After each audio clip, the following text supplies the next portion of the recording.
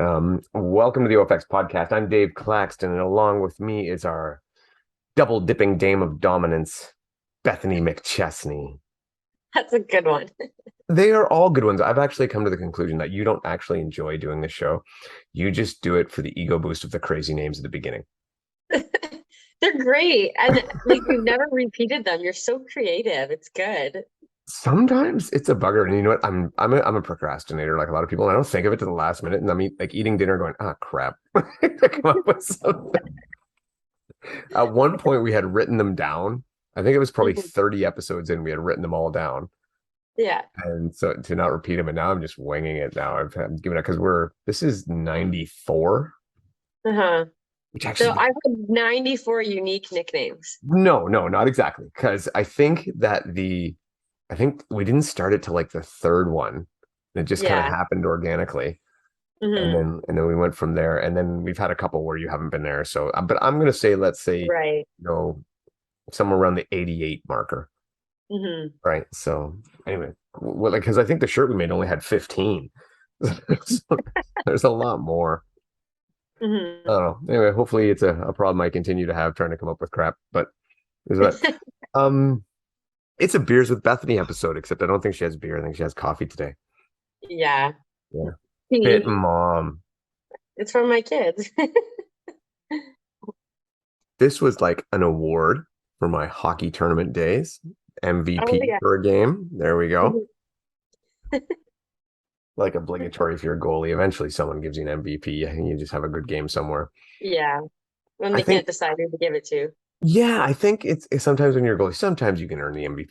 Little technical glitch, but like I was saying, I think when you're a goalie, every now and again you get a good game and you got to get the MVP. But every now and again, it's just like everybody was so bad, and we have to give it to somebody. So you just give it to the goalie, especially if you get like shellacked like 9-0, and they're like, well, the Yeah. goalie was the only one who did any work anyway, so we give him the. I'm happy to say I did earn this one. I had a good game, so it was right. So right off the hop, we had a whole big list of things to talk about. We still do. I Mhm. was really busy week. We had a lot going on, but we gotta like do the elephant in the room kind of deal and talk about Aaron because I personally have been getting a lot of messages about Aaron as he is part of our team OFX, and Mhm. so we got a lot of messages about it. And so, just do you want to lay out what happened, or do you want me to? Um, you can go for it. All right. So essentially, at Killington, Aaron took part and he raced in the sprint and he won the sprint. Afterwards, and this is the stories we're hearing is that an OCR report reported this that he essentially freaked out through the award, was very upset about Spartan not paying athletes, so on and so forth. And that was kind of the story they reported. Um, there was something about kids involved or what anyway. So um reached out to Aaron and he kind of gave me his brief side of what happened. And then he happened to also be doing a little thing with Matt at Obstacle Racing Media, which is on YouTube, and it's definitely worth watching. So you'll get the full story from him. Now his story is that he ran the race and was planning to just kind of watch other people cheer people on. Aaron doesn't care very much about awards and is consistently giving his awards, whether it be like us seen do with Savage Acts or whatever the case may be, medals, t-shirts, he gives them to kids, just the kids around, and they get a cool kick out of it. And you know, that's consistent with his behavior. Sadly, also consistent with his behavior is freakouts. So yeah. So apparently from his side, he definitely said he was planning to give it away, and then they came to him and they said, "Hey, you need to uh take pictures essentially on the podium with the award. I'm shortening this down a bit, with the award, with your shirt on, worn properly. And if you don't do these things, you won't get your money that you won that day." And so Aaron did not handle this in the best of manners and handled it in what you would come to expect as an Aaron like fashion. And he had a bit of a freak out, and to his own words, was not professional, was not what you should act like. This is just what he did. He's Aaron Newell. But there were some things that were said, like that he threw his award at some children. He did not throw his award at some children. He did the podium, he held the award, and then he, kind of lobbed it to their feet, like, here you go, guys, take it away. Right. So he that part seems to be exaggerated. It just it's come down to kind of almost like a he said, she said kind of deal. And I've been asked about it, like I said, a lot because of Aaron on our team. But before I get to how I feel about it, what's your initial take, Beth? Yeah, so I watched the interview with Matt. I heard his side of it. I also spoke to a couple people who were there to kind Oh, of cool. I didn't get a get, chance to do that. yeah, just to get an idea too of like, because you were hearing this, and it's exaggerated. I know Aaron would never throw his award at kids, No. but I heard from someone, I think it was a video too, or I think maybe Matt said it too, where someone had said a parent was upset that he threw it at the kids. So from people that were there, he threw it he was on the podium when he threw it down, and it was close to kids because the kids' start line was right there, but he didn't throw it at them, but he threw it down on the ground.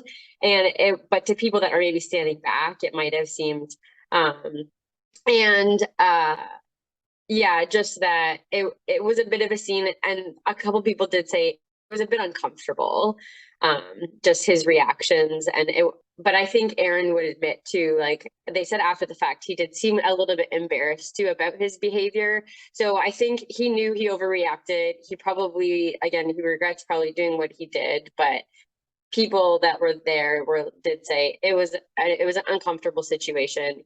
It was untasteful how he reacted. The general consensus is that people don't blame him for being upset about not being paid. And I mean, other people on the podium with him are in similar situations where Spartan owes them money. I mean, this isn't unique to any athlete who's winning money in these races. Athletes haven't been paid in the last 2 years. But he's the only one who's really reacted this way. So yeah, I think in general, everyone kind of agrees, untasteful behavior. The disqualification, even, I don't think people would necessarily argue with that. I mean, as someone who, if you work for the brand, you represent your brand. He did this in front of people who don't really care who's winning money and not. The money is aside to the people that he's doing this in front of. And then to kind of react this way and throw a little bit of a tantrum, I think that was completely uncalled for and just the wrong way to go about getting your message across about being upset about something. But it's a great way to probably never see your money from Spartan and to get blacklisted from the company. So Yeah, and I'm not going to defend the way Aaron acted, and I never will, and I don't think Aaron's going to defend the way he acted because he right. was out of line. But his point is valid. So his point is valid. His delivery is not so much. And like I said, I will go back and say I don't think Aaron endangered any children whatsoever. I don't think he endangered anybody. Not being there, I've said this, that I think, the truth is they had things they expected things of Aaron that Aaron thought shouldn't be expected of him. It left a bitter taste in his mouth because they do still owe him money from other things, and now they were threatening to hold back other money just for not taking pictures and stuff. And he went loopy, and he should not have done it. It was not right. It's just not right. It's not the way to handle things. Yeah.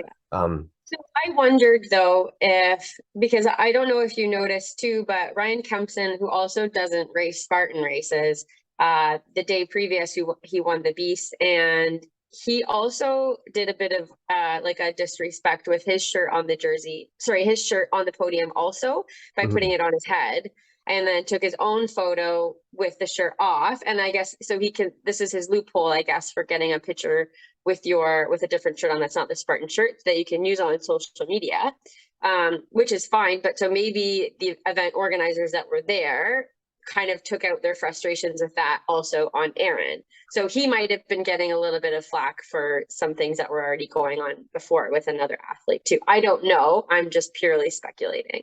No, and that's logical too. And I did think about that same thing too, was that like he paid the price for Kempson doing what Kempson did.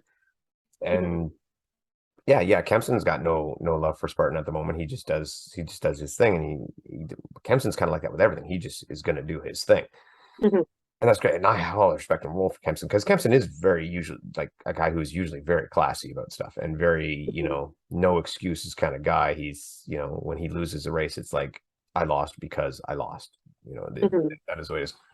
So yeah, I think you're right that they might have been on guard, and plus it's Aaron, so they're like, okay, we know Aaron's going to do something stupid, so we need to be prepared for it, and we want him to do it. And so I think it's a little bit like they do. I don't want to say pick on Aaron, but it happens so often with Aaron that there's, one, that's partly because of Aaron, and two, Mm-hmm. you also have to think from the other side that like that there can be issues here, and it's just so funny because when he was here in Canada, it was completely different. There was no issues with him whatsoever. He was fantastic. Yeah. He was, Mm-hmm. delightful to be around. And so I again, that's where I'm on it. I'm not going to defend what he did, but I'm not going to defend Spartan's part in it too, because they are terrible in paying their athletes. It's something that is ridiculous and shouldn't be done.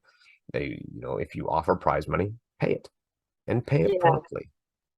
So maybe though, I think this situation, because again, we're shining light on the fact that Spartan's not paying their athletes. And any athlete that I've talked to, everybody is owed money.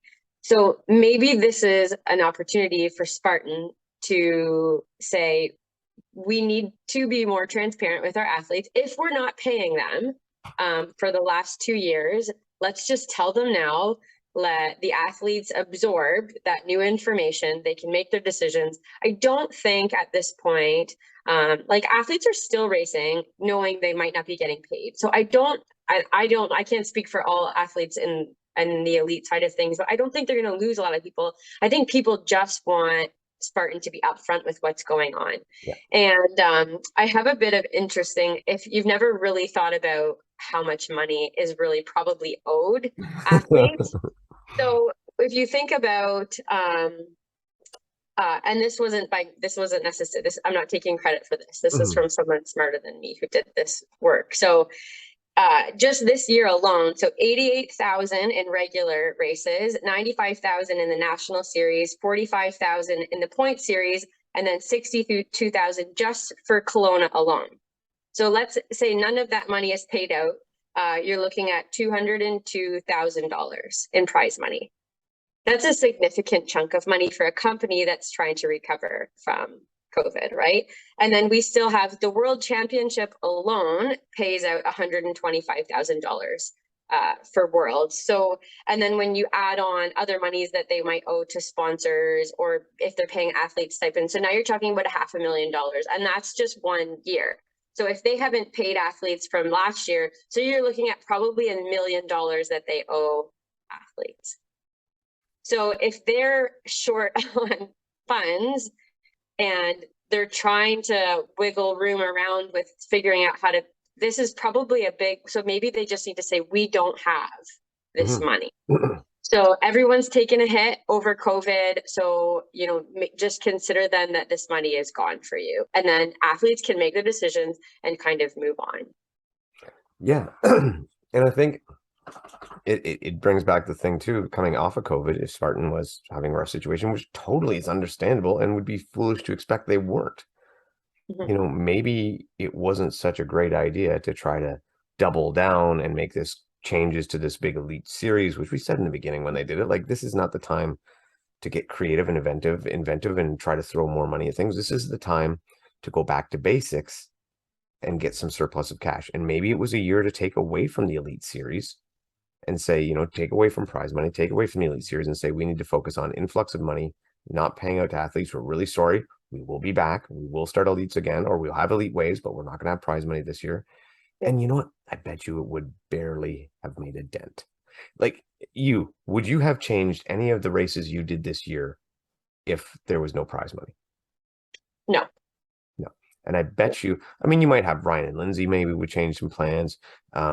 Maybe VJ, Emma Cook Clark. And mind you, I don't think Emma races at all for the money whatsoever. I think she's only vaguely aware there Very is prize few money. people, right? There's very, very few people in the sport that actually rely on the prize money to pay Mhm. their bills. Like when you look at people who don't have another job, it's like Ryan and Lindsay and then a couple others.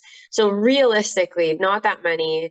And I mean, and they also have other sponsors. Oh yeah. So it's, I mean, the prize money is nice and it helps to pay for all the things, but at the same time, it's not like it's not most people's like primary income.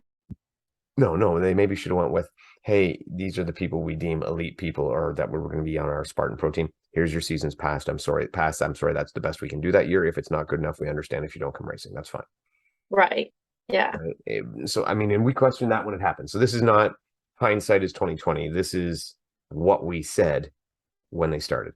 Um, so hopefully they get it straightened out. I mean, we all want the good ship Spartan to ride its course. We want it to do well. I just think athletes are just screaming for transparency. Yeah, That's all. yeah, absolutely. And Because I and mean, Aaron's not even fighting for that much money. no, it's like $600 now or something. Like, well, Right. that's what he said for probably this year or whatever. I know there was stuff in the past, but I mean, I saw one of the same things, and I can't remember the guy's name, but I guess he was like second in one of the Ultra World Championships in Yeah. 2019, and he's still waiting. Yeah. And he's owed like 4,000. $4,000, yeah, Yeah. That's a significant amount of money. yeah. That's But it's probably not unusual if you ask some of the elites out there how much money is owed. yeah. So again, Aaron's gripe is real. Mhm. Aaron's behavior is real stupid. And I can say that considering Aaron a friend. I just like, he knows Right. he knows what he did was off kilter. And hopefully it doesn't happen again. And quite frankly, at this point, it's like, Aaron, come race Spartan Canada, stay out of the States because you don't seem to do well with them. You seem to get along with the Spartan Canada guys better. Just stick with them. Mhm. Hang, hang out with Bear. You'll be fine. Yeah. So I think we've addressed that. We've done that. So everybody Mhm. knows. Um, Aaron is not being kicked off our team.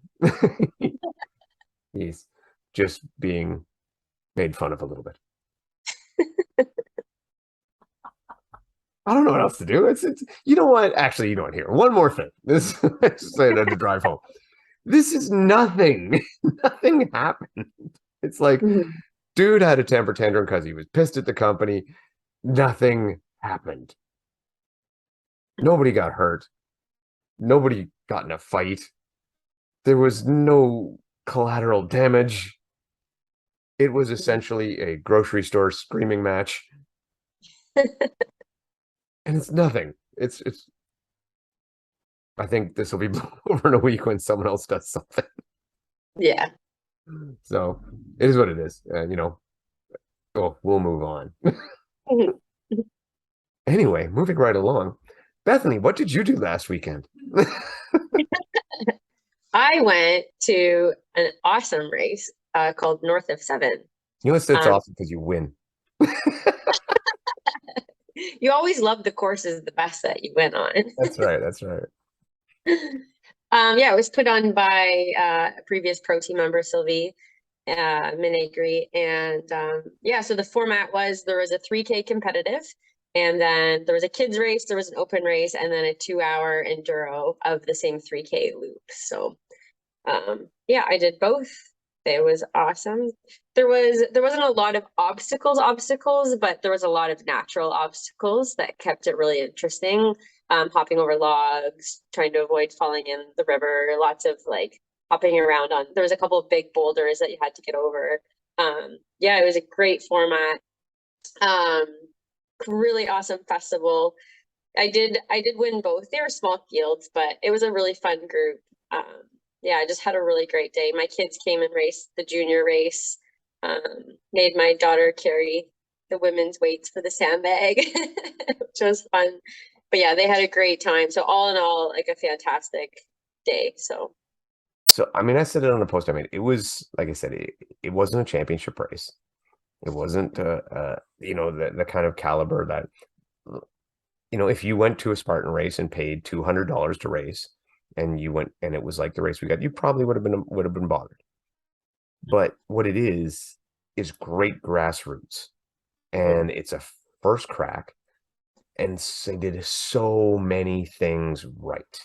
So many things right. Yeah. One, the trail was really well kept, was well maintained, super well marked. Like, I mean, Yeah. you could have complete race brain and you were still not going to get lost out there. It was really well done that way. They took a lot of time and effort. Yes, there were not a lot of obstacles, which definitely sucked for me a little bit, but that's okay. That's okay. But it was the festival area too. And I don't even know if we're supposed to say this, but like free beer. And I mean, Yeah. for Both non-alcoholic both and alcoholic. non-alcoholic and alcoholic by Rally Beer, which was really good. And Mhm. parking. So parking was quite a ways away, but they had a shuttle bus, and not just like a dude in a van, like a real shuttle bus. Yeah. Nice, going back and forth all day long. So that was fantastic. The price was very reasonable. Yeah. It was You like know, $70. yeah, it was like $70. Yeah. Yeah, you got dry fit shirts, Yeah. Under Armour dry fit shirts. You got a little wooden token with the North of Seven logo on it. Mhm. It's not a medal, it's like a wooden token. Throw a strap on it, it's a medal, whatever. It's a coaster. It's a coaster. There you go. It's an Mhm. OCR coaster. They had picnic tables all over the festival area. Really cool giant fire pit. Good music going the whole time. The rules were well laid out. And Mhm. that was something I liked. It was simplistic and it was well done. And I don't think, despite the fact that I looked really hard and couldn't figure out how they were writing their list and thought there would be some kind of controversy, there was none.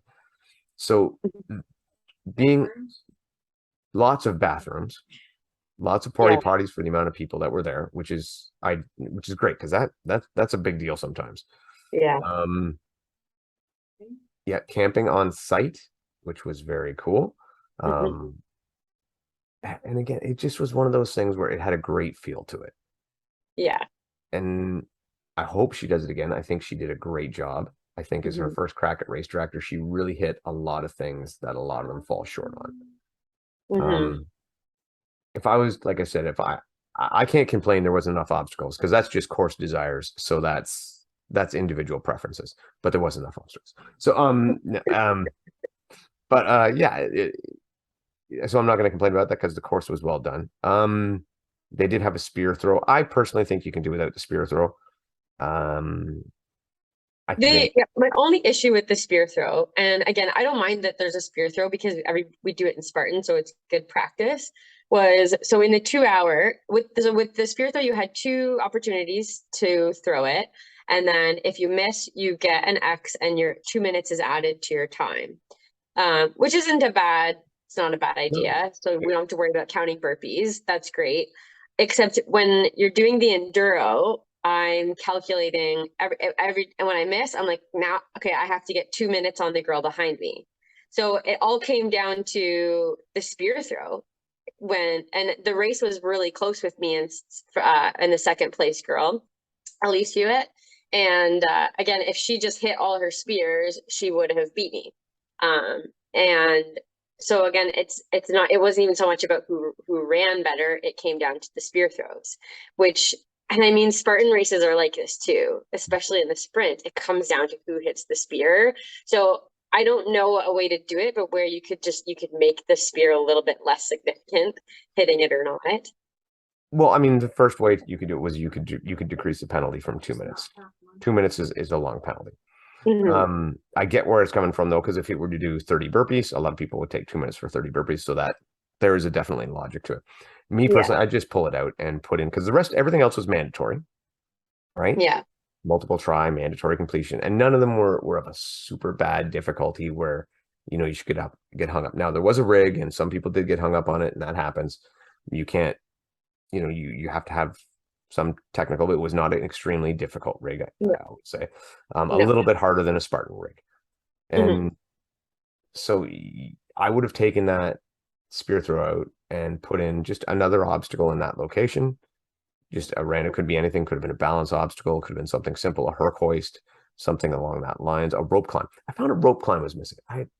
I love a rope climb as an obstacle. I think it's a great obstacle. But anyway, that would have been good. So that course wise, that was my only gripe, and it's a small one, you know, nitpicking. Yeah. Yeah, so prize money. Yeah. Speaking of that, on the spot. Yeah, cash in an envelope. That's right. That's right. Because mine came in a big suitcase. It was like a crump suitcase. Um, yeah, in on the spot and delivered as promised. Um, Can you talk about that first obstacle? yes, I we did have that. There was an issue with the first obstacle, which was a low crawl, which Jesse Bruce exploded on contact. He was the first person to get to it, and he literally blew it up, which made it super easy for me because I was probably in third overall at that time, right behind you and Jesse. It was like I can almost stand up under this thing. Yeah, and that just, I think that comes down to learning experience. Like the things that they had it tied off with were a little bit thinner than they should be. But it's like you live and you learn, and they fixed it for the other races. So Yeah, exactly, and it really didn't play any effect to anything whatsoever. But it was a little funny that obstacle one blew up on wave one. So yeah. I and think though, like all the little things kind of get overshadowed by just how cool of an environment it was. And I found the festival area very welcoming to just hang out for the whole day. Like picnic tables, there's a barbecue. So they had some of the locals come in and do the barbecue. So there was food from 11 a.m. on, like burgers, salads, like whatever you want. And then, yeah, and there was beer and juice and drinks for everybody. And there was a giant bonfire. So you could just hang out. And the ultra, or oh, not ultra, sorry, the 2 hour one went through it. So, it was short enough loops that you were constantly seeing people too, which was cool for me because my kids were there and they were kind of pit crewing for me. So they'd hand me my stuff, and it kind of made it more exciting for the spectators in a very long race. Because the other thing when you're doing these Spartan races, is you're just gone and you don't see them for 2 or 3 hours. But this one, you got to see how the race was kind of playing out because you kept looping back. So I really liked that format. I was going to say this exact same thing. The format for that 2 hour now, I only raced the 3K, so I got to watch the entire, and I guess we'll call it an enduro, 2 hour enduro. Yeah. And because it was those 3K loops and it was short, it was way more exciting. And you were constantly seeing something. So in the little festival area, we didn't see much. We saw a log chop obstacle. We saw a rig and a little bit of a run. That's all you'd see. But it was still great because so many people were coming by, and we had our watches going, and we were clocking where everybody was and the positions and all that, and cheering everybody on the rig, because some people did struggle with the rig. So there was a lot of cheering people on and trying to motivate them to get through and whatnot. And it just made it fun. I think a lot of the other companies could learn that, especially these multi-loop long races, that stop trying to make the loops super long all the time. Like I know Spartan seems to go with now the almost like a 10K loop almost, and Tough Mudder religiously is on that 5 mile loop, and they both are a little long, and this one was shorter and much more entertaining for the spectators. So I remember Dead End Race was talking about doing a 3K 12-hour race, and I thought that would be absolutely amazing. 3K loops for 12 hours and then big party afterwards. Just especially if you could figure out a way to change, like modify some of the obstacles. Well, we talked about that actually. Yeah. Myself and the art department, we talked about how actually maybe what they could have done was on the rig every half hour, because the 2 hour race, every half hour, just switched it around a little bit. Yeah. It didn't have to be a big change, but you could just maybe switched it around to get a little bit. And then at the end, maybe for that last half hour, pulled it all down, put up 2 pipes, made it a sketch. Like just at the end. Yeah, but you know what I mean? Like just, I think because where they positioned it in the course, it's right near our base camp, right near home base. So the switches could be very fast. So you maybe close it for 5 minutes, boom, boom, boom, a bunch of us going, switch the stuff up, and you're back on. And if you happen to get there in that 5 minutes, good for you. You know, Yeah. you got the free Well, it pass. wouldn't take 5 minutes. If you had four guys and girls or whatever, Yeah. and you had to doesn't take you long at all. You unhook them and hook something else. Exactly, exactly. Mhm. Especially if you have it planned out. So we thought that would be a great idea to do that. And other things too, like we thought of simple stuff. Obviously, a balance beam obstacle is sometimes very easy to throw up somewhere. Very Yeah. cheap, cost effective, and that's an extra one. Maybe another couple walls here or there, maybe another like even just pipes, over a pipe or something like that. Very simple stuff to add to it in the Yeah. meantime. Um, I mean, we built at a friend's place with just four pipes. We built a makeshift bender between two trees, so you could actually just spread it right across the trail, and you got to go up and over and down the other side, just like a Oh, ladder wall. You yeah. know, good stuff like that. Yeah. Like, stuff that's not killer. That's not going to be like super failable, where you have to make sure you have a volunteer there to write down and everybody's make sure they do it. I mean, these small races do run on the honor system. Yeah. Usually, they do pretty well when they do that. You know. Yeah. Well, you think too about everyone that's there. They kind of knew Sylvie or Mitch, the organizers, and you're there ultimately to support them and get some obstacle experience. But you're not showing up to try to skirt obstacles and No. cut courses and stuff like that. Exactly. And if you did, and you got caught, you'd be just shunned because everybody who like it was a deep rooted obstacle course racing community that was there, and Yeah. yeah, it would not go unnoticed, and you would not get off scot-free doing it. No. So anyway, I like I said again, hats off to Sylvie. Great job. Thank you so much for putting it on. We needed this as a community, and somebody had to step up and do it, and she did a great job. Yeah. And we'll be back next year, and we're planning to hopefully have an OFX obstacle next year. Yes. So that will be a lot of fun. Other things we needed to talk about was a Deka in Spain. Yeah. So I didn't see anything about this, just what you told me. So you have to, and I didn't even realize this until it happened. There is a Deka Europe page on Instagram. Okay. I will And check this out. yeah, you check it out. And essentially, so they had their first Deka fit in Spain, but I believe they did the Deka trifecta there. They did the Deka mile, they did the Deka strong, and the full Deka fit. And it was held in what seemed to be like an indoor, almost like a basketball stadium, like a large basketball court, like maybe a college one or a small university or something like that. Mhm. And it made very cool looking area because the Deka course was in the middle. They ran around the outside, and then you had your bleachers looking all down from all angles on it. So as a spectator thing would have been very, very cool. A loophole or chinks in the armor, though, it seemed that they had to run 3 laps instead of 2 because it was smaller. So I was like, I noticed the results aren't on the regular Deka page, and I thought maybe they are not considering it like the valid scores because the course was a different setup, so different. And if anything, those scores would be slower. Yeah. Yeah. Because, More turns. and they were sharp turns too. So Oh, I mean the times did look a little slow, and I don't think it was so much a sign of that the athletes were less as much as a sign of that course was slower. yeah.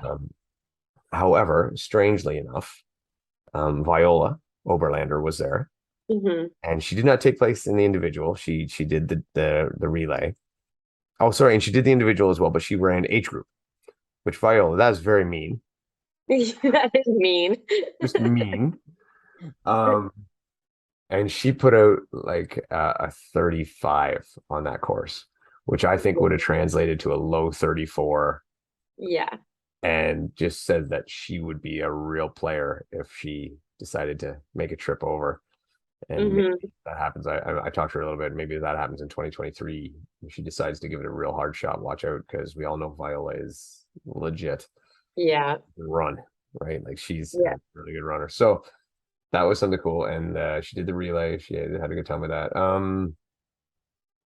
I think that stadium just really won me over, and I really liked it. And I think the part I was told this by Ian Kay, he does the HXR podcast over in England, and he said that for the Deka mile, it was just like the Deka fit setup, except they would only run one loop.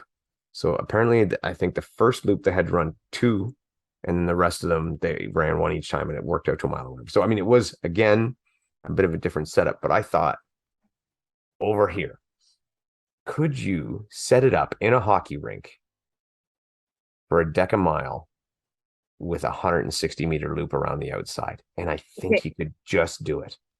I have the perfect venue then for this. Okay. So the Because Western, we're short of hockey rinks, right? that Because we don't have a lot of hockey rinks here, right? right, but listen. Well, the Western track is a hockey rink and the indoor track is around it. Is it above or is it down low? Same level. Okay, because I remember in Nova Scotia, I think God damn it, I can't remember. Wolfville was the name of it. And they had the hockey rink and the track was up above it. But it's No, right down it's around the level. outside of it. Yeah, so when we would train and we would run, sometimes the hockey players would walk across the track in our way. That is freaking perfect. Right. It might actually be a little bit big though. So, well, I guess if you're going to count the in and out, but we can figure this out. I would be very, very cool. Yancey, we gotta look at that. We gotta get some videos. Yeah, and there's Maybe stadiums. we're going to a university. Yeah, I can look into this. That would be really, really cool. And I mean, that's not a hard spot to get to, too, right? Like London's not too bad to get to. Not for me. No, not for you. Yeah, yeah. I think that would be awesome. I'm gonna start Googling images for that track because I want to see it. How long is the track? What does it say is the standard length is then? It's 200. It's 200. So screw it. We'll just call it the Deka 2K.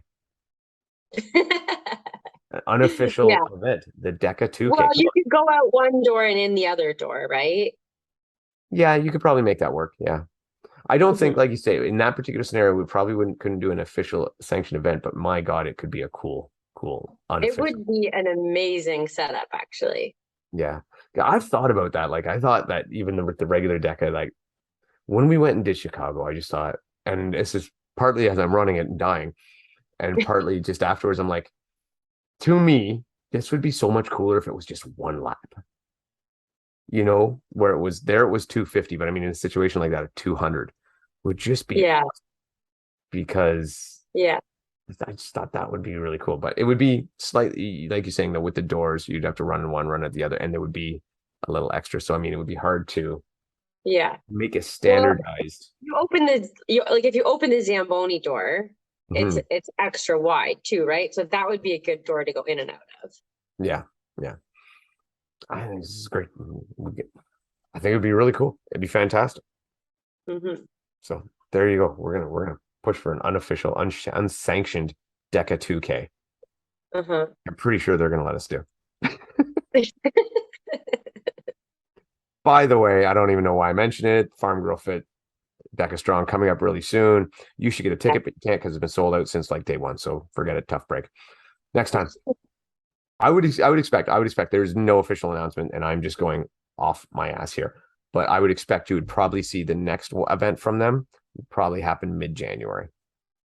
Yeah, fairly soon after, I would think. Yeah, because it makes sense as a time period thing. And then I've seen most of the gyms seem to have like 4 a year, like every 3 months. So that'd be kind of in that 3 months window. So that's what I would. If you're planning to, take part in one, keep an eye out, get ready, and follow their Instagram to keep so that you're right on it, because this one sold out in like 36 hours.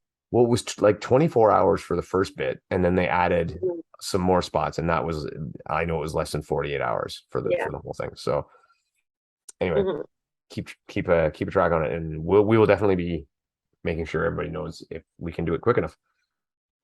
But yeah, I thought Deka Spain really cool, looked awesome. I wish they had streamed it because again, that place looked perfect for streaming. And just if you were to set up, I don't know what the World Championship course is going to look like, but if it was set in a venue like that, that would be awesome. It's going to be awesome anyway, just because of the caliber of talent going there. But it's awesome. Yeah. I don't think we've ever gone through all the people going, but we're going to save that for another episode. We'll be all intents and purposes doing a huge preview episode, and we'll go through people going to Fit strong. And they have until the 15th to claim their spot. So it still could roll down. So it's not solidified yet. Yeah, absolutely. So we I was thinking, do we need to talk about Spartan Killington? Spartan Killington kind of lost its luster. Aaron Gate, whatever the newest Aaron Gate aside, Yeah, it didn't seem to have the fanfare that it normally does, but it still went, and I heard it sounded like, again, it was a great race. There was the death march. yeah, and I looked like the times. I mean, Aaron's was like 40 high for a sprint. Oh yeah, it's going to be a terribly difficult course, right? Yeah, I heard the heavy carries were awful and long as usual, and yeah, the death march, and yeah, Yeah, well, they took out the swim. that's what it is, right? That's the classic thing. I was just seeing here if we got for their different podiums, because I know Kempson won, Joshua Foray won the ultra, Anna Francesca, Francisco Cisa. Oh, sorry, whatever. I apologize. He won for the women. Just looking for the beast. Kempson, Joshua Reed, and Grady Jackson, Miranda Kaplinski, Imogen Cross, and Lauren Longfield for the women. What's that? Imogene. Not emoji. Yeah. Well, it's really IMOGE. It's Imogen. Imogene. Whatever. Miss Cross came second. Yeah, and this was a big comeback race for Miranda too, because she's been coming back from injury. Miranda's like, she's a she's, I don't want to say underrated, right? But because like it's not like you hear people saying, "Oh, she's no good." I just think that she's more dangerous than a lot of people realize. Yeah, and she's solid on obstacles too, like because she's been doing some of the Savage races too and doing quite well. So yeah, she's one to look out for. And strange, she came from like a surfing background. Yeah, that's awesome. It's not like, what do you think of when you think of endurance sports? Surfing, obviously. But she's got real talent, and she's, obviously to win a beast on a course like that, she's got grit. Like that's not an easy. People go to that course just to survive it. Yeah. And that's why I don't go. Other thing, and this was something too. So Hyrox stuff, a lot of Hyrox stuff going on.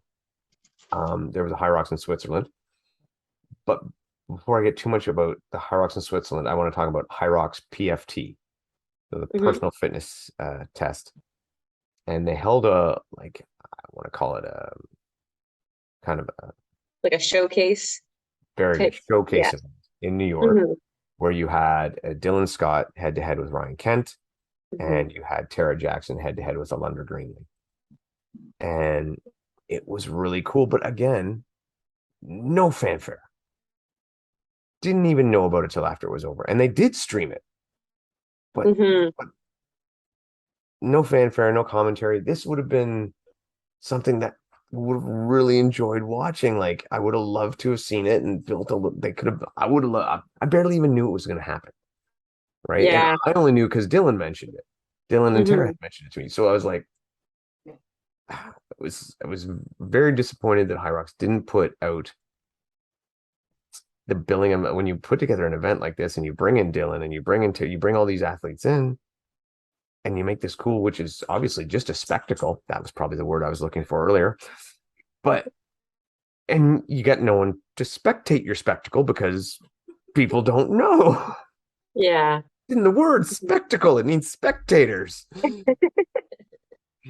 So yeah, I was a little disappointed in that, but for the event itself, Dylan put in like a 16:30 something and beat Kent. And that, obviously, even to Dylan's own admission, was quite an upset, and he's very happy about that and had a good time. Tara and Alundra were within one wall ball. Alundra won by one wall ball at the end. Yeah, I mean, that is super cool. Again, that would have been great to have so much hype and the camera on it and counting Yeah. it down. Um, I will say, and this is the jerk in me, that I'm still hyped on the no reps. And they're even watching Kent and Alandra and Dylan and Tara, and there was a lot of no reps that should be called. And at first I started thinking, you know what, maybe I don't understand. Maybe it's me. Maybe I don't understand the standards. But I look it up and it's essentially the crook of the hip, right? Needs to be below the top of the knee. So that's what they would say by below parallel. And hardly anybody's doing it. Yeah. And it's all getting called good. And I'm like, this is one of those things that holds back. And it's happening at CrossFit a lot right now too. Andrew Hiller has been bringing massive light to it, and much to some of CrossFit's dismay, getting a lot of traction. But yeah, there's a lot of judging issues in these sports right now. Deka's struggling with it with the lunges, especially. Yeah. And it needs to be fixed. But the problem is it seems like the companies are almost burying their heads in the sand and saying, no, it's fine. Yeah. Deka Well, seems to be the only one really kind of trying to. Sorry, go ahead. yeah. Well, I think when the top guys are like questionable, then it's harder to call them no reps too, because I don't know. It's a different feeling, right? Because you're like, well, they must be doing it right because they do this all the time. So then I think the judges would start second guessing themselves depending on who they are. And yeah, it's a tough situation. And this is not me commentating on the athletes, because the athletes are doing fine. They're going to call this a good rep in their mind. I felt what I did on my last rep. It was good. They called it a good rep. I'm going to continue to do that. It's only logical. That's what it is. I mean, we saw Rich Ryan and Deka in Chicago. He wasn't getting the ram over his head. He didn't realize it. Still going. Then they said, no, you got to get higher. So he gets it higher. It's not a knock on the athletes. They're doing their best. They're doing what they can do. And if you tell them you're not going low enough, they're going to go lower. Right. But if you Yeah. don't tell them, they're going to do what they were doing, because Yeah. they can't see they're not below parallel. Yeah. And you're racing. So you're just trying Yes. to do it as fast and as efficiently as possible. Exactly. So no knock on any of those people. It is a thing where the judging needs to be fixed, or the movement needs to be adjusted. And we do know Deka is trying. They've been adjusting. They took away the twist on the lunges. They're trying to tweak things. Hopefully Hyrox is as well. I know CrossFit's more probably going along the ways of, we're just going to educate our judges more and get better judging. But I still think, and Hyrox, really the only spot they really struggle with it is on those wall balls. Yeah. And it's Because still, it's the only truly subjective, I would say. Mhm. Well, I guess the burpee broad jumps, but still it's more about the horizontal movement. But lunges, your knee touches or it doesn't. It's a little bit less subjective. Yeah. And the burpee broad jumps, very rarely. You might get the occasional little bit, oh, they're shuffle stepping or something like that. But Yeah. it's very rare compared to, like, I mean, back in New York where the wall balls were just in a complete travesty. Yeah. And it's been a lot better than New York. 100%, no doubt about it. But and I did watch an Andrew Hiller video where he talked about Hyrox. And even then he showed a bit of a clip where some guy in the crowd was yelling no rep for Kent's wall balls. And yeah, it was debatable for sure. I mean, the angle being what it was and stuff, you can't say for sure, but it was definitely debatable. And that's the way some of the people at CrossFit and that you're trying to draw in are seeing it. And they're seeing, hey, like this is not legit, because they're not even calling this crowd. Oh, I see. Yeah, so that's important then, yeah. Yeah, and if you want a different standard, fine, make it a different standard. That's cool, but you got to make it that it's consistent and that it's called. And right now it's not.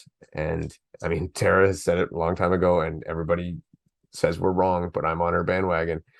Get a bump stop, and then everybody is judged easy. And people are like, well, taller people have a disadvantage. Well, yeah, you do going down, but you got a great advantage on the way up when you're hitting the targets. So it evens out. Deal with it. And you have an advantage in everything else, so just shut up. Not burpees, Bethany. Not lunges. Come on now. Okay, all the other things. Personal issues there. That's fine. Yeah, so I hope that they get it straightened out. So they did have Hyrox in Switzerland. and for all intents and purposes, looked like a great event. New women's record. Yeah. Linda Muir, Linda Muir. 103.29. Yeah, and you know what? She's been on kind of like a steady climb. Mm-hmm. You know, like I think back to the Elite 12 when they did the treadmill one, and Yeah. she didn't even get to the skier, or she got there and had to pull out. Yeah. And then this year was second at World Championship, and now just set the record. Mm-hmm. Records being subjective as to what they are, but obviously is steadily improving and is on fire and definitely a force to be watched this year. Yeah, and she's really focused on this and this alone also. So that makes a big difference. Yeah. And the other big news, there were other records that dropped there. Let's see, new doubles record For women, yeah. for women. That was big. There was the open weights record, males record was broken too. I'd be honest, I don't put a lot of weight in that because it's the open one, and maybe I'm wrong. But it just seems like, Or you call it, I think if you called it Hyrox Light, it would be different. okay, I get what you're saying, but isn't it then still like the AHL going into the NHL? It's like kind of the farm league feeder system, or do you have to make it even more different so then it's a completely different race? Well, it's not like because like the only difference is the weight. Yeah. So it's like hockey is hockey. It's the same sport, but like some people just can't move those sleds, so they have to do the open weights. But clearly Hyrox doesn't treat it as the same equivalent because you don't get cash prizes for winning the open division. Right. Because I mean, so here's my thing, and I put this to you. If you were going to Hyrox and there's cash prizes equal value to the open weights and to the pro weights, which one are you going to do? Well, me, I would do the open. That's right. Now there's not cash prizes right now. So which one are you doing? I did the pro. That's right. Yeah. So you get where I'm going at, you know? Right. Yeah. So I think it'd be fine if they made them, and that's what I think that's my issue. If they made them worth the same, if Hyrox treated them with the same value as each, then I would be all on bandwagon going, yeah, that's a kick-ass record. That's real. That's legit. But I guess you think they shouldn't have world records for open? no. I don't think they should have records for the regular one either. But that's just because the courses are all bloody different. Yeah. But it's about as standardized as we get in hybrid racing though. It is, and I know I'm on an island on this one. I'm not in the popular majority, but I just think that I used to like the thought of it, and I did akin it to a marathon record. Courses are all different, and it is what it is, and I still look at it that way. It's just, they're getting so different now. For example, in New York, they're going to run the run outside. Yeah. And I'm not sure how I feel about that. So when you go outside, you automatically now you have to deal with elements. So if it's a windy day, now there's just another issue. If it happens to be raining, which hopefully it's not, but yeah, so now there's one more thing to fight against. So this is one of the nice things about racing indoors is you don't have to check the weather. But if it's outdoors now, you might add an element. And I notoriously hit headwinds in both directions. So that's not right. That's not fair. No, it just, I was worried about it when, as soon as they said it, I thought, okay, October 1st in New York, we all know that can be bloody miserable, or it could be beautiful. Who knows? Right. But when you're going out of, so the gear, the zones are going to be inside, as far as my understanding, the running is going to be outside. That being the case, if it does rain, even if it doesn't rain, even if it's just moist or damp or whatever, you're going to run from outside inside, and the inside, the floors are either going to be concrete or like a polished, like a school floor, that linoleum, and you're going to be slick as hell. Your footwear is going to be a completely different choice. It's going to be really weird and really awkward. And then if it is wet outside and then you run inside and the machines are going to get soaked, all of your equipment, like your farmers carry, those kettlebells are going to be sopping wet with the handles. It's just, and yeah, I guess maybe they're usually wet with sweat or whatever, but it's just, I think this is a recipe for potential disaster. And I'm kind of not thinking it's a great idea. I know a lot of people pay a lot of money to go do this. Like, okay, so if I went down to New York, I'm gonna have to get a hotel. That's gonna probably cost me $500. Gonna cost me 500 in gas because I don't fly that much and I drive. And then it's, gonna cost food and overnight and all that stuff. And I go there and the damn thing pisses rain and I got to deal with that. I'm gonna be disappointed because if I wanted to dredge through rain and pissy conditions, I'd go run a Spartan, True. right? I think Yeah. that people doing these events generally are more gym goers and I don't want to say fair weather runners as it's a bad thing, but they're more fitness fanatics. And Right. if they wanted to run races outdoors, they would sign up for outdoor races. That's just my thought. Hmm. I mean, looking at it, if I was considering going to New York, okay, yeah, so put it this way, you're going to tell me you can go to New York or Chicago, which is about the same driving distance for me, and New York's outside and Chicago's inside. I'm going to go Chicago. Yeah, that I, makes sense. I know I don't have to worry about my day getting screwed up by piss poor weather. Hmm. So I think maybe miss, but hopefully I'm wrong. Hopefully all those people get their money's worth and have an awesome race Yeah. because Hopefully it's a beautiful day and they get a tan along the way and then everybody's happy. there you go. Exactly. That is actually what I'm rooting for. I'm truly rooting for it. And Mhm. yeah, we'll see.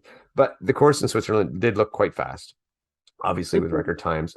Another big thing, two big things. Tom Hogan broke 60 for the first time. So congrats, Tom Hogan. Always a big fan of his. He's a great guy. And Tobias is back and looking just as deadly as ever. Yeah. Good. He won the race. I believe it was Tobias, Martin Masilius, and then Tom Hogan were your podiums for the men. Good stuff. For the women, was I believe Linda, Miriam, and then I'm not sure of the third place woman. See if I can call it up real quick here.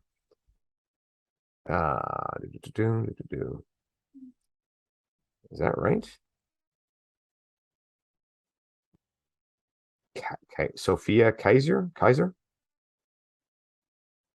Yeah, Sophia Kaiser. There you go. So congrats to them. Good job, and kick off the Hyrox season. Mhm. I'm excited. And I did see. You want to know my dilemma, and hopefully, Rye's not listening. Here's the dilemma. You ready? Rye, you got yours plugged? Yes, she totally does. So Hyrox Chicago, which is probably the most likely one that we would go to, is on Yeah. February 11th, which is Okay. then North American Championships, which is very exciting. This is my wedding anniversary. Uh, probably don't want to know what I want to say. I would say then. I do. Oh, yes, I do. Let's hear it. Let's hear it. Will you celebrate your wedding at the race? That's a novel idea. Oh, frowns. Ouch, ouch, ouch. The dagger. I remember what we did on our honeymoon We had pizza in bed. before that. I don't think we can say that on the show. RX1? Oh, yeah, that's right. All right. We did the RX1 virtual competition. 4 There you go. workouts the day after. What else would you want to do on your anniversary? I know. Really? Honeymoon. That was the honeymoon. That was the honeymoon. So I was sitting with the ice pack on my back. It's like, That's so romantic. This is the kind of life we lead. We are about your back on the honeymoon. exactly. We are old-fashioned romantic. Awesome. Well, that is most of. Oh, okay. Couple two more things. We won't spend a lot of time on it, but There's more? there's more on the Hyrox thing. Go Rocks. Oh, yes. Yes. So Go Ruck and Hyrox teaming up to put together a wave where essentially you do your Hyrox with a 20-pound weight vest on. Thoughts? I would do it just to feel how awful that was, but I would not be very good at that. I am shockingly intrigued by it. My thought The was it would. only thing is like what you said is it might make the sled a bit easier to have more weight moving it, but other than that, I think it would just be awful. So I'm thinking about it, and I'm like, from my perspective, I'm like, it would maybe slow people down. And Like the runners, yeah. yeah, and that's good. I'm all for that. Slow those people down. Maybe a ball and chain version would be good. You know, you actually have the or full body shackles from prisoners, something along that lines would be good. I'm down with that. What I did see was Go Ruck will supply the weight vests. You'll be using them. You are not obligated to buy it, but afterwards, if you want to buy the weight vest you can get it at a discounted price, which I think is kind of cool. And I would probably, I may try that one day if they do this wave as a regular occurrence. I might give it a shot. You know, and I'll I just think slog. you'd like it. I think you just slug along to get through it, right? And be less worried about your time and more just like finishing and buying your weight vest, which I want to do next year with Frontline OCR. I'm going to do that one. It's a 10K, Yeah. which is longer than I like, but you do all the obstacles, you get it done with the weight vest, you keep the weight vest, and I'm all about that. That sounds like fun to me. One more thing. Spartan Unbreakable Pass. Have you heard about that? Seen it? There's a lot. I've heard about it. I haven't looked into what it is yet. There's so much in it that I get that information somewhere else. But the basics of it is like potentially $3,000 American for almost 9 years of Spartan company pass for everything. So like Tough Mudder, Spartan, Deka, the Laruda bicycle ride, the paddleboard competition, the competitive basket weaving, whatever else there was. So yeah, it's like you get like a 3-year pass, and then you can maintain it by going to this one event or getting 24 people to sign up. I know there's a lot of if and ands and stuff going on. It's very confusing. However, if you are a Spartan person that really enjoys Spartan, and let's say you do more than 10 Spartan races a year, or you're the kind of person that normally would buy a Spartan seasons pass, it's probably worth it. Yeah. Because even if you just get the 3 years out of it, you're $1,000 a year, and you can hit any Spartan, Deka, Tough Mudder, anything, and I believe that's all distances. So That's worth it then. If yes. if all of those races combined, yeah, I would say so. Yeah, because I mean, even if you go and do a regular trifecta, right? You know, you're going to do a beast, a sprint, and a super. You're probably $500 there. Yeah. Right, or in that neighborhood anyway. So if you do that in a couple other races or a Tough Mudder, you're paid for. And then I think this even includes stuff like Toughest World, Toughest Mudder, Spartan Ultra. I think so. Yeah, like it's a lot of stuff. And this obviously seems to be like, hey, let's get a cash infusion. Yeah. And cool, great, do it. That's a fantastic idea. Yeah. There's this stuff with like NFTs, and I don't even pretend to understand what the hell that is. Do you know what it is? I don't even know what it is, but NFT? Yeah, sort of. I don't really understand its value, but yeah. Anyway, there's that. Whatever. And then there's like special perks and discounts and all sorts of other stuff. And you can get your ashes spread in Thermopylae with the 300 Spartan. Are you joking? Nope. You would think that was for real. Yeah, I think. What? And I do say Matt B. Davis on ORM, he had Joe on there, and I think Matt was pretty correct in saying there's about 7 people that care about that. Joe's one of them. Yeah. And yeah, I think they could have probably done without that. That sounds so funny. I think if they just went out and said, hey guys, $3,000 for like the next 9 years, that's good. Just run with that. 3 years. No, see, here's the thing. Yes, 3 years, but apparently, and people can correct me if I'm wrong, but the gist is if you go to this special event, which who knows where it'll be, but it'll be like a special event with maybe a race and a meeting and a dinners and all that hoopla, then that extends it for another 3 years. And you don't pay more. Okay. Right. So, and you can also apparently sell this off. Do you have to wear a certain t-shirt? Ouch. I wonder, yeah. Asking for a friend.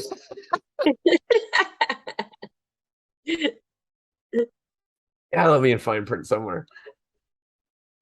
So yeah, Spartan Unbreakable Pass. If you are a very big Spartan honk and you race a lot of Spartans races, it's probably worth it for you too, even if that's kind of making fun of it a bit. It actually could be a good deal from the sound of it. I personally don't do enough of their races to warrant that. But I mean, yeah, it's I think it's a cash infusion idea. I think it's not a bad idea. I think it's a little overcomplicated. And there's some things there you really didn't need to do. But great. It's a legit way to get a cash infusion from the people willing to pay it. Yeah. And if that helps the company, then I'm all for it. So Spartan Unbreakable, check it out. Buy one. Let me know how it is. I don't know what else to tell you about it. Yeah. Just have to look it up, I guess. Get buried with the 300. I don't know. It seems weird. Yeah, I don't care really. Hopefully people aren't planning their deaths, but Well, eventually you have to plan your death. It's going to happen. no. You're planning your Spartan races along with your funeral? Apparently. Yeah. Well, people are getting engaged and doing weddings. You signed a death waiver. I guess so. It's pretty much like a promise. If you're into that Spartan ethos, and I mean, if you're diehard and you're into that, cool, go for it. That's awesome. I think that you are in a minority, but I admire your dedication. Beth, I'm done. Yeah, I think that's enough for one night. Thanks for listening to us ramble. Hopefully we filled you in on all the things going on. All the best to anyone hanging out at a race this weekend or doing their thing with training, getting ready for OCRWC, which is coming up in a week and a half. And I'm sure we will be talking about that next week. Take care.